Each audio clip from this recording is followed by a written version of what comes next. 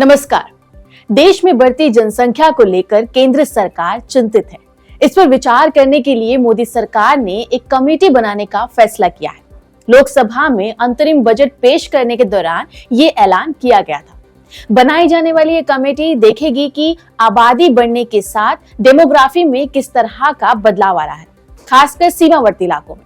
कई विशेषज्ञों ने सुरक्षा संबंधित चुनौतियों के मद्देनजर इसे जरूरी भी बताया है। हालांकि देश में 2011 के बाद से जनगणना नहीं हुई है, लेकिन संयुक्त राष्ट्र की माने तो पिछले साल ही हम चीन को पछाड़कर दुनिया में सबसे ज्यादा जनसंख्या वाला देश बन चुके हैं। इतना ही नहीं बल्कि अभी 3 दशक तक देश की आबादी बढ़ने का अनुमान भी है, यानी 30 साल बाद जनसंख्या का पीक आएगा और उम्मीद है कि उसके बाद तेजी से वो जनसंख्या घटने भी लगेगी। आपको बता दूं कि जनसंख्या नियंत्रण कानून बनाने की मांग देश में लंबे समय से उठ रही है। सुप्रीम कोर्ट में भी याचिकाएं दाखिल की गई हैं, जिसने अब ये काम सरकार पर छोड़ दिया है। 2019 पॉपुलेशन रेगुलेशन बिल भी लाया गया था, जिसमें 2 से ज्यादा बच्चे पैदा करने पर उन्हें सरकारी योजनाओं से वंचित करने का प्रस्ताव था, लेकिन 2022 में इसे वापस ले लिया गया। हालांकि असम, उत्तर प्रदेश समेत कई राज्य इस दिशा में कुछ कदम उठा चुके हैं, पर जहां हमारे देश के लिए ये एक समस्या समझा जा रहा है, तो वहीं कहीं ना कहीं ये हमारे लिए दुनिया के सामने मजबूती से खड़े होने का एक अच्छा अवसर बन सकता है।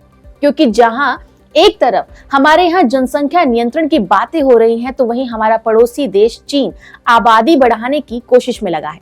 ये वही चीन है जो 1 चाइल्ड पॉलिसी सख्ती से लागू करने के लिए जाना जाता रहा है। लेकिन अब युवाओं की तेजी से घटती संख्या और बुजुर्ग आबादी बढ़ने के कारण उसे 1980 से लागू इस पॉलिसी में ढील देने पर मजबूर होना पड़ा।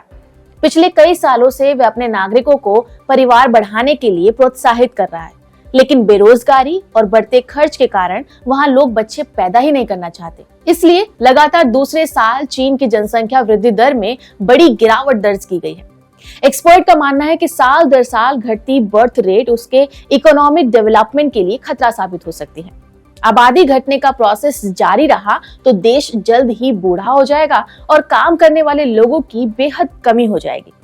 अगले 10 साल में वहां रिटायर्ड लोगों की संख्या 40 करोड़ से भी ज्यादा हो जाएगी। चीन ही नहीं, दुनिया के कई और देश भी युवाओं की घटती आबादी से परेशान है।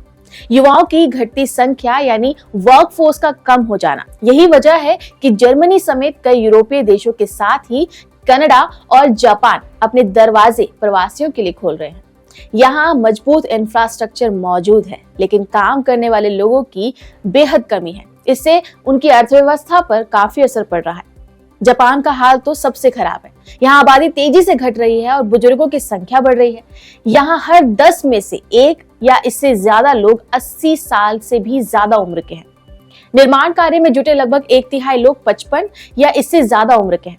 किसानों की औसत उम्र 70 साल दर्ज की गई है। खेतीबाड़ी के लिए श्रमिकों की इतनी कमी हो गई है कि दुनिया भर से लोगों को वहां खेतों में काम करने के लिए बुलाया जा रहा है। भारत से बड़ी संख्या में पढ़े लिखे युवा जापान के खेतों में काम करने जा चुके हैं।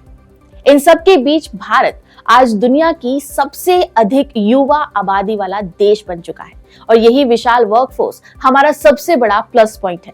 देश में 15 से 64 साल की उम्र के लोगों की संख्या 65% से भी ज्यादा है, यानी एक बड़ी वर्किंग पॉपुलेशन। दुनिया की तीसरी सबसे बड़ी अर्थव्यवस्था बनने की ओर अग्रसर भारत के लिए ये युवा शक्ति बहुत ही फायदेमंद साबित होने वाली है। 142 करोड़ से ज्यादा की आबादी वाला भारत आज दुनिया के लिए बहुत बड़ा बाजार है। जहां इतने कंज्यूमर्स होंगे और खरीदने की क्षमता बढ़ेगी, तो जाहिर है वहां दुनिया की अधिक से अधिक कंपनियां निवेश करना चाहेगी।